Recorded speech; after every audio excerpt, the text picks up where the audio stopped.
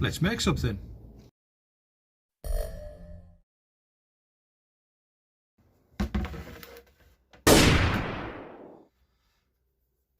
So today we're going to be making two Ocean Effects cheese boards.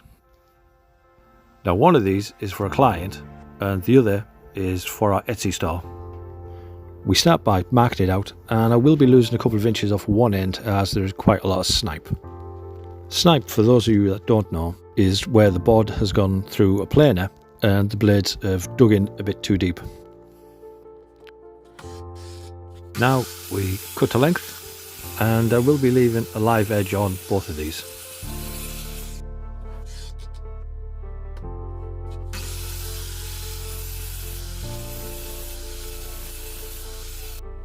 As we did with previous projects, we'll be removing the bark and cleaning up the live edge with the nylon wheel. If you haven't already got one of these nylon wheels for your live edge cleanup, then I highly recommend them. In my mind, nothing else comes close. These two boards are going to have fairly large rounded corners, so I'm using my flush trim saw just to nip off the ends. That'll save me a lot of time when it comes to sanding these curves. Now it's time to break out the oscillating spindle sander. Now this will make sanding those curves a breeze.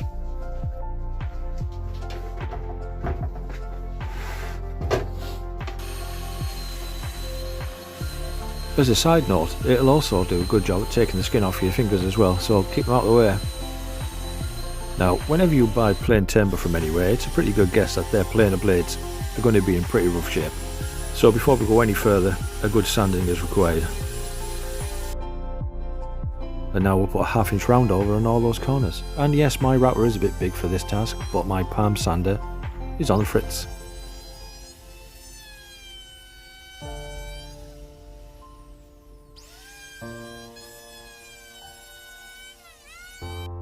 So now that they're both the right size and are smooth, and have the edges rounded over, and have a hole in so you can hang it up, it's time to put them on some small blocks and get them level, ready for resin.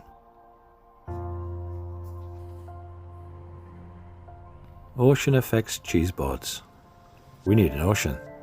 And for this first board we're going to use a deep blue. I'll just dribble it across the surface and make an interesting shape to start with.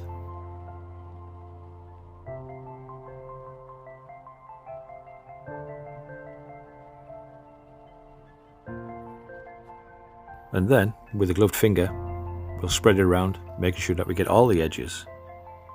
Again, for this project we're going to be using craft resin and mica powders. If you're interested in these, I shall leave a link to all the products in the description box below. Now onto the second board, and this is a requested colour. This is a blue-grey. Again, we just try to make an interesting shape on the board, and then we spread it around with our gloved finger.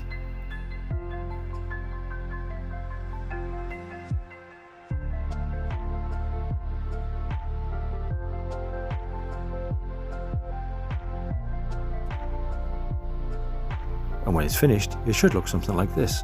And of course, if you don't want to be able to see the wood through the resin, you can just apply a second coat.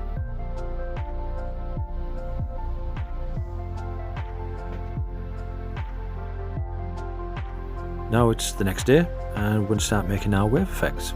For this, I'm going to be using UV resin. I do this because once I get the effect I like, I can lock it in with my UV light. I do this because sometimes if you use normal resin, you'll get a pattern you like, but by the time the resin is dried, the pattern has changed. This is simply because the resin is in motion for a lot longer. Remember, it is a liquid. As you see, I've put an amount of clear on and spread it around a little.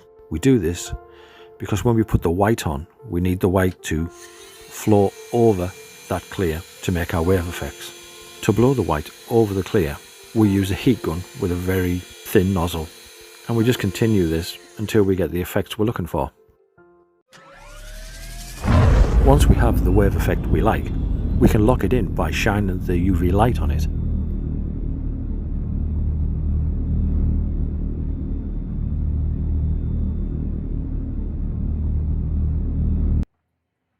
Time for a second wave on each board. Again, clear resin first, white resin in front, and use the heat gun to blow the white over the clear.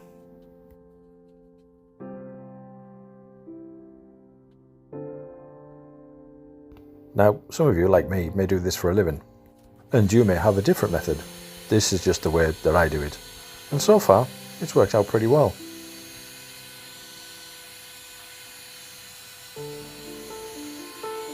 Once we've got all our wave effects done, and we've locked it in with a UV light, it should look something like this.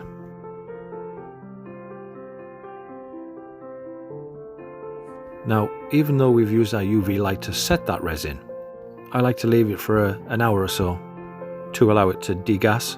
Then it's time to seal everything in with a clear coat of our craft resin. And again, we use our magic gloved finger to spread or smear that resin around.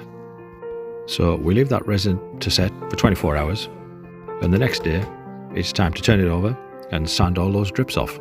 Now, some people like to put masking tape on the back to catch those drips, and then they use the heat gun to soften those drips, and supposedly the masking tape comes straight off. Now, I have tried this method and I'm not that sure that it really works that well. It's much easier just to turn it over and use an 80 grit and sand it off. Once we've sanded all those strips back, we give the board a quick wipe, and then it's time for the last stage.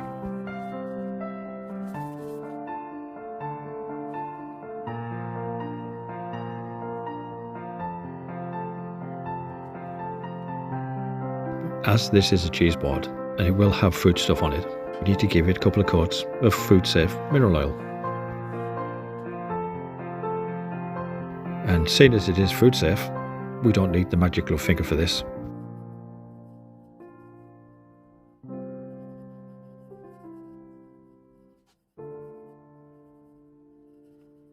And that's it. From start to finish, 2 Ocean Effects cheese boards.